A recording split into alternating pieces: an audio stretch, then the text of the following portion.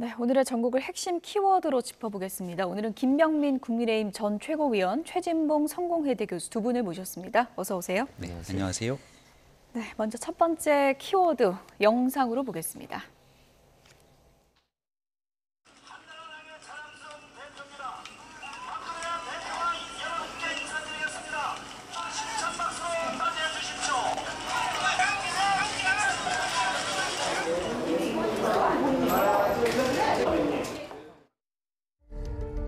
가덕신공항 예정지를 둘러본 이재명 더불어민주당 대표, 취재진과 지지자에게 둘러싸여 이야기를 나눕니다. 혹시 투명 예고했는데 입장이 어떠세요? 김 씨가 팔을 뻗어 휘두른 흉기에 목을 다친 이 대표가 그 자리에 쓰러지고 억한 소리와 함께 보니까 웬 사람들은 앞으로 가서 법인 잡으러 뛰어가는데 대표님이 쓰러지시는 거예요. 저는 급하게 뛰어가서 대표님을 왼손을 목을 받치고 이 대표는 20여 분 만에 도착한 구급차로 이송됐다가 다시 헬기에 올랐습니다.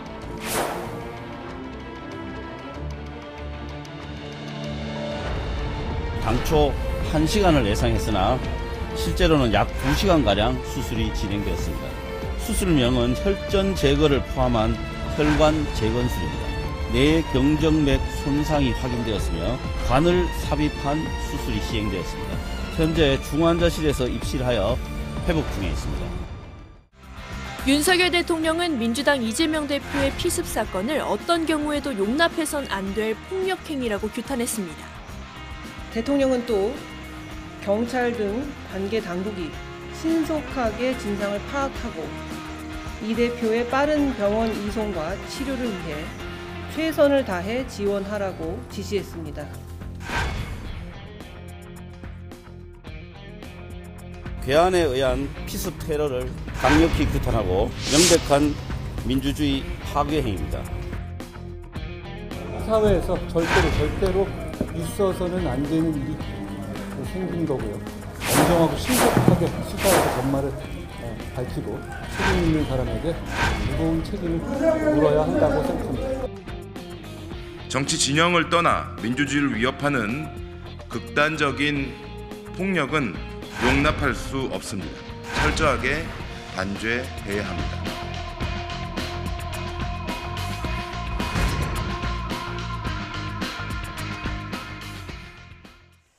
네, 총선을 앞두고 지금 정치 테러가 비상입니다.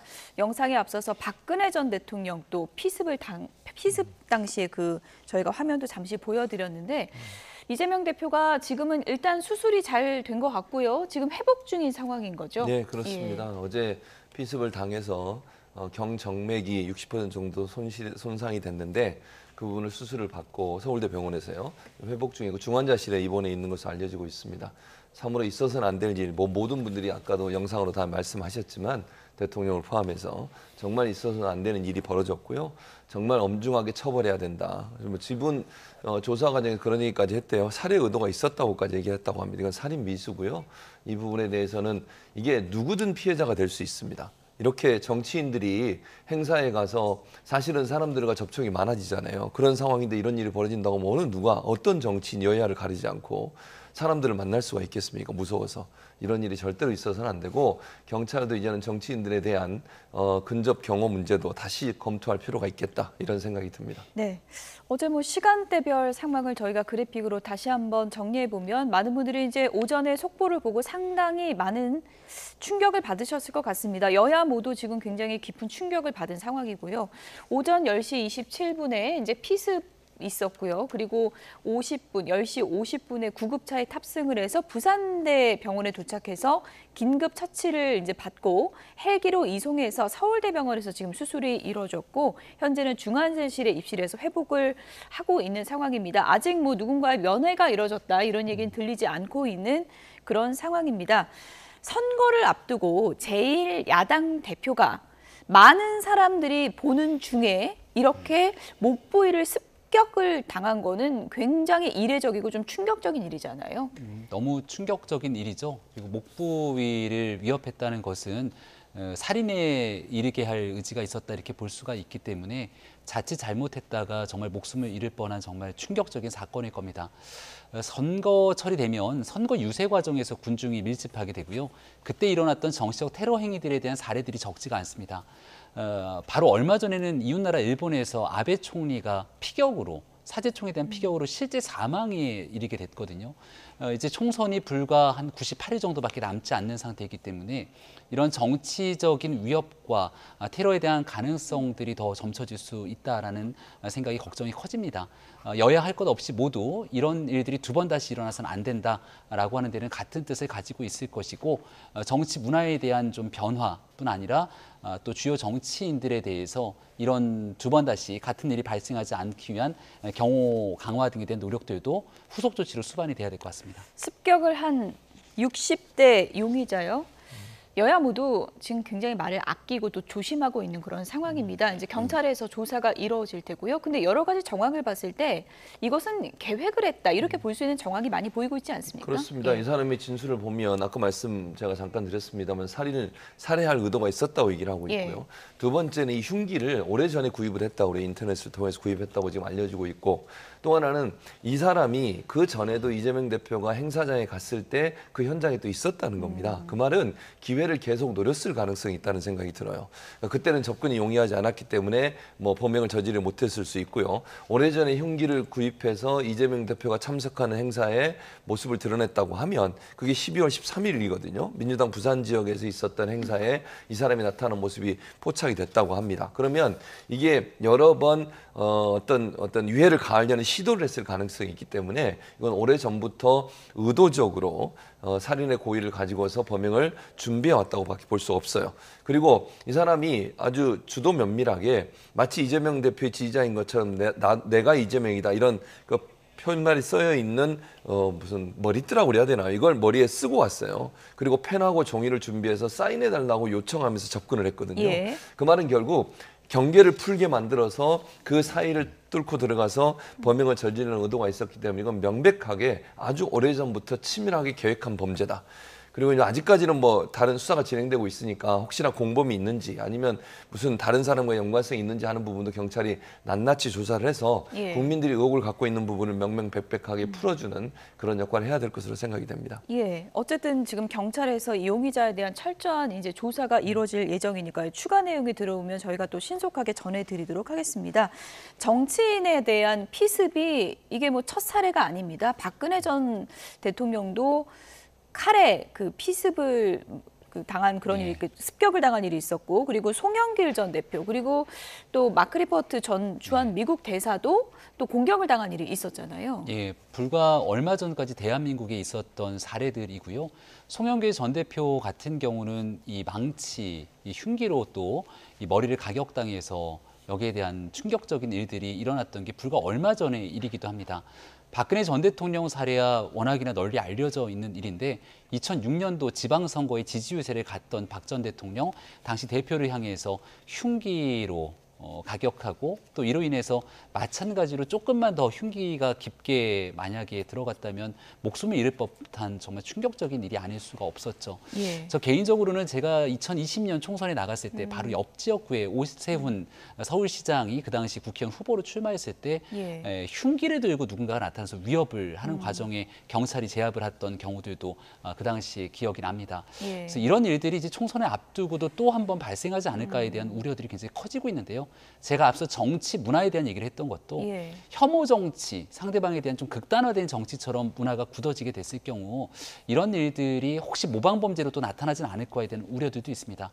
이번 일을 계기로 좀 대한민국 정치권에 대한 전반적인 현재 문화를 좀 돌아볼 필요가 있겠다 싶고 총선을 앞두고 나타날지 모르는 이런 폭력적인 위협에 대해서 단호한 조치들이 일어날 수 있도록 할 수 있는 모든 공권력의 조치들이 또 수반돼야 된다는 생각을 갖고 지금 있습니다. 그래픽으로 보시는 것처럼 박 전 대통령은 지난 2006년에 커터칼 피습 그리고 송영길 전 대표 얼마 전이었죠. 망치로 이제 가격을 당하는 그런 일이 있었고요. 그리고 마크 리퍼트 전 주한 미국 대사는 강연 참석했다가 흉기 습격을 당하는 그런 또 안타까운 일이 있었습니다. 저런 일이 이제 계속 있는데도 좀 경호가 좀 강화돼야 되는 게 아닌가. 그 당시에만 얘기가 나오지만 결국은 좀 이게 계속 재발되는 그런 안타까운 일이 있는 것 같고 이재명 대표 같은 경우는 또 목부이기 때문에 더 많은 분들이 좀 놀랐던 것 같아요. 그렇습니다. 예. 그건 상당히 위험한 부위잖아요. 예. 뭐 어느 부위든 어쨌든 위해를 가는 것 자체가 문제지만 어제 그 일은 정말로 큰일 날 뻔했어요. 그게 그렇게까지 저는 그래서 살해의 의도가 있다고 생각이 들어요. 그 사람이 그리고 달려드는 모습이 뭐 화면에도 몇 번 잡혔습니다만 아주 과격하게 달려들거든요. 그 정도로 하면 뭔가 정말 죽이겠다는 생각을 하고서 접근했다고 볼 수 없는 상황입니다. 그리고 정치인들이나 아니면 이제 유명 인사들의 저렇게 테러를 가하는 행위들에 대해서 좀 더 처벌을 좀 강화할 필요가 있다는 개인적인 생각이 있고요. 예. 두 번째는 경호 문제도 그렇습니다. 물론 경찰이 모든 사람을 경호할 수는 없지만 그리고 지금 현재 법적으로 보면 선거 기간에만 경호를 하게 돼 있어요. 특히 이제 그렇군요. 정치인들의 야당 예. 대표들 같은 경우에는 뭐 대통령이 상시 경호를 하지만 여야 대표나 이런 분들은 선거 기간에 한해서만 지금 경호가 하도록 돼 있는데 이 부분도 조금 강화시킬 필요가 있습니다. 왜냐하면 정치인들은 늘 대중 가운데 노출이 될 수밖에 없어요. 정치인이 대중한테 가까이 가서 손도 잡고 인사도 하고 이래야 되는 거잖아요. 그런데 혹시나 모를 위해를 가할 수 있는 여러 상황들이 노출되는 것은 상당히 위험할 수 있어요. 그래서 경찰의 경호 매뉴얼이나 법적으로도 제도적으로도 이 부분을 좀 강화할 필요가 있습니다. 총선을 앞두고서 이제 총선 후보자들이 얼마나 많이 돌아다니겠어요. 그렇죠. 그런 과정에서 정말로 저런 마음, 이상한 마음을 품고서 그 사람을 위해하려고 생각하는 사람들이 옆에 있다고 하면 끔찍한 일 아니겠습니까? 그래서 이번 일을 계기로 해서 경찰이 인력이 좀 부족할 수 있지만 그럼에도 불구하고 좀 효율적으로 정치인들이 행사에 가거나 아니면 사람들을 만나는 과정에서 혹시 있을 여러 가지 위해 또는 위험에 노출되는 사항들을 좀 상정을 해서 거기에 대한 대응 방안들을 매뉴얼로 만들 필요가 있지 않겠나 이런 생각이 듭니다. 예. 친명 좌장인 정성호 의원도 앞으로는 좀 근접 경호가 필요한 게 아닌가 이런 의견을 밝혔습니다. 오늘 언론 인터뷰 내용 들어보시죠. 이게 어쨌든 뭐 민주주의가 무너지는 그 과정에서 가장 뭐라고 할까 결정적인 징후라고 하는 것이 상대방에 대한 어떤 관용의 정신이 실종되는 거, 상대방을 악마화하고 또 적으로 규정하는 거 그런 것들이 지지자들 또는 국민들을 양극단으로 몰아넣고 거기서 어떤 극단적인 행동을 하게 만든다. 뭐 그런 얘기들이 있는데 저는 어떤 정치권의 책임이 크다고 생각합니다. 우리 정치권이 너무 정치를 양극화시키고 있지 않는가. 일각에서는 경호 문제 얘기들 좀 하더라고요. 그건 저는 늘 걱정이 됐었습니다. 이재명 대표가 늘 굉장히 뭐 대중적인 분이고 국민들과 직접 만나 소통을 굉장히 좋아하는 분이기 때문에 뭐 어떤 상황에서 어떤 우리 지지자들 또는 국민들이 다가와도 그걸 뭐 절대 막지 않는 스타일이거든요. 그렇죠. 그 경선 과정에서도 보면 옆에서 참모들이나 또는 경호하는 분들이 막으면 그러지 못하게 많이 했었거든요. 다만 주변에서 뭐 그 경찰들도 있고 그랬을 텐데 되게 이제 근접 경호가 좀 필요한 게 아닌가라는 생각을 합니다.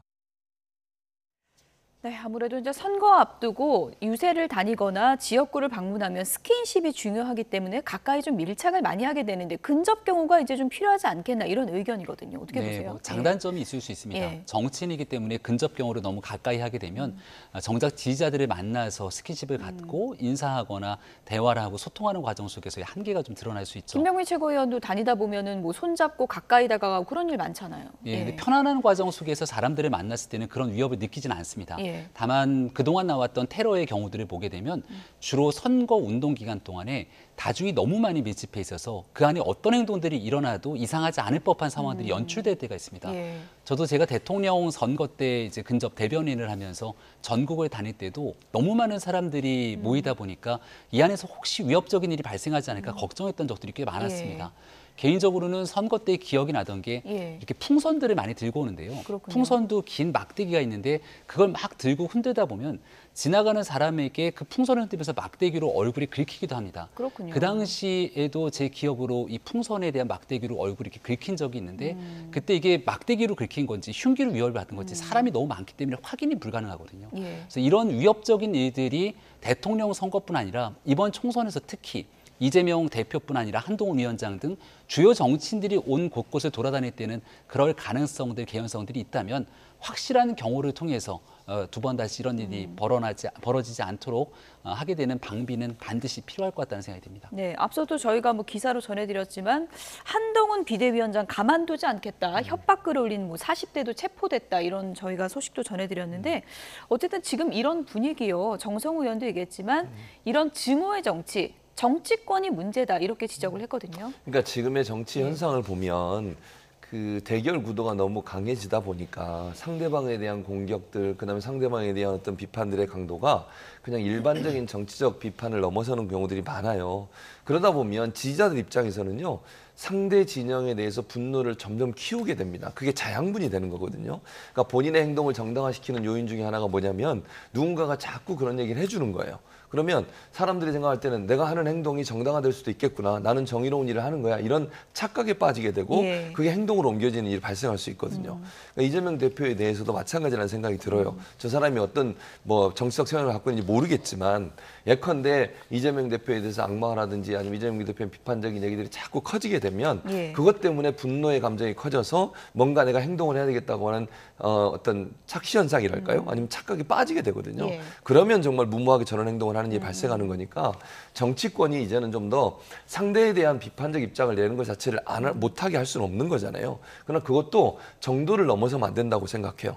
그리고 문제의 본질에 대해서 얘기하지 어떤 한 사람이나 아니면 어떤 그 정당에 대해서 뭐 그걸 너무 악마한다거나 아니면 정말 폄훼하는 일이 계속 반복되게 되면 정치권에서 이게 한 번의 사건이지만 또 다른 사건이 일어나지 말라는 법이 어디 있겠습니까? 그래서 그런 부분에서 냉정을 찾을 필요가 있다 이런 생각이 듭니다. 일단 민주당이 지금 10시 반이니까 이제 곧 열릴 것 같은데 의원총회 열어서 피습 이후에 이제 당 대책에 대해서 여러 가지 얘기를 한다고 하는데 어떻습니까? 지금 이재명 대표가 당분간은 좀 입원을 해야 되는 상황이고 어떤 대책이 나올 거라고 보세요? 일단 원내대표 중심으로 당의 운영이 될 것 같다는 생각이 들어요.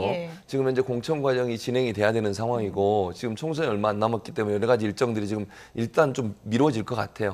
근데 그거는 전적으로 이재명 대표의 회복 여부에 달려 있다고 봅니다. 속도 여부에. 그러니까 얼마나 빨리 회복이 돼서 참석할 수 있을지 예를 들면 이런 부분들을 보면서 아마 속도 조절을 할 것 같아요. 당장은 원내대표와 최고위원회 중심으로 당을 운영하면서 일단 이재명 대표의 건강 상태가 어느 정도 회복되는 속도를 보고 이게 장기화될 것 같으면 원내대표 중심으로 해서 당의 공천 문제나 이런 문제를 진행해 갈 것 같고요. 아니고 이재명 대표가 회복이 조금 더 빨리 진행된다고 하면 조금 속도를 늦추더라도 이재명 대표가 함께 할 수 있는 그런 요건을 만들지 않을까 하는 생각이 듭니다. 일단 이거는 제가 볼 때는 일단 지켜보고 이재명 대표의 회복 속도에 따라서 일정을 정리하겠다라고 정리되지 않을까 그런 생각이 듭니다. 의원총회가 곧 시작이 되기 때문에 어떤 내용이 결론으로 나올지 저희가 또 속보로 전해드리도록 하겠고요. 시점이 지금 좀 오묘한 시점이기도 한 게 이낙연 전 대표가 지금 신당을 막 출범시키려는 시점이잖아요.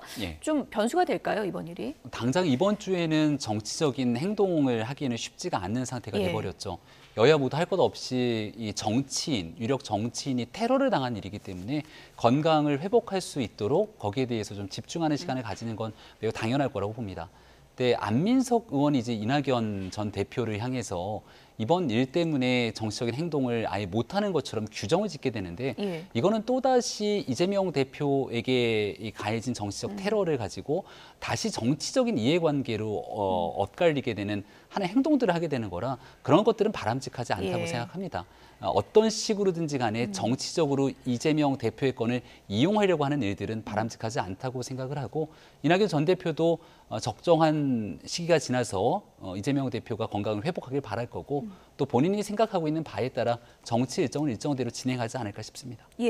지금 비명계 모임이죠. 원칙과 상식도 이재명 대표 거취를 놓고 데드라인을 정해놨었는데 그 시점하고도 또 좀 맞물리게 됐거든요. 어떻게 해야 할 거라고 보세요? 일단 뭐 시간을 좀 늦출 것 같아요. 근데 뭐 근본적으로 바꿀 가능성은 없다고 생각해요. 그러니까 물론 이제 시점을 지금으로 잡으면 여러 가지 비난과 비판이 있을 수밖에 없으니까 약간의 속도 조절을 할 겁니다. 그러나 기본적으로 저분들이 갖고 있는 생각 자체를 바꿀 가능성은 저는 낮다고 보고요. 어느 정도 시간이 지나고 나면 아마 이제 본인들이 하려고 했던 행동을 할 거라고 봅니다. 그렇기 때문에 뭐 이재명 대표의 피습 사건 때문에 저분들이 마음을 바꾸는 이럴 가능성은 거의 없다고 보고요. 다만 지금의 시점은 적절한 시점이 아니라고 판단할 거예요. 그럼 조금 시간이 지난 뒤에 본인들이 하려고 했던 행동을 실행에 옮기지 않을까 그렇게 예상이 됩니다. 그 행동이 이낙연 전 대표와 함께 가는 길일까요? 어떻게 지금 보십니까? 현재까지는 그런 얘기를 밝히지 않고 있는데 만약에 탈당을 하게 되면 그럴 가능성이 높다고 저는 생각해요.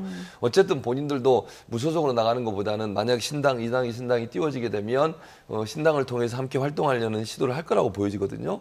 그래서 만약에 탈당을 결행하게 되면 이낙연 신당과 함께할 가능성이 높지 않을까 그렇게 예상이 됩니다. 한동훈 국민의힘 비대위원장도 이재명 대표 피습에 대해서 있어서는 안 될 일이다 이렇게 입장을 밝히기도 했는데요.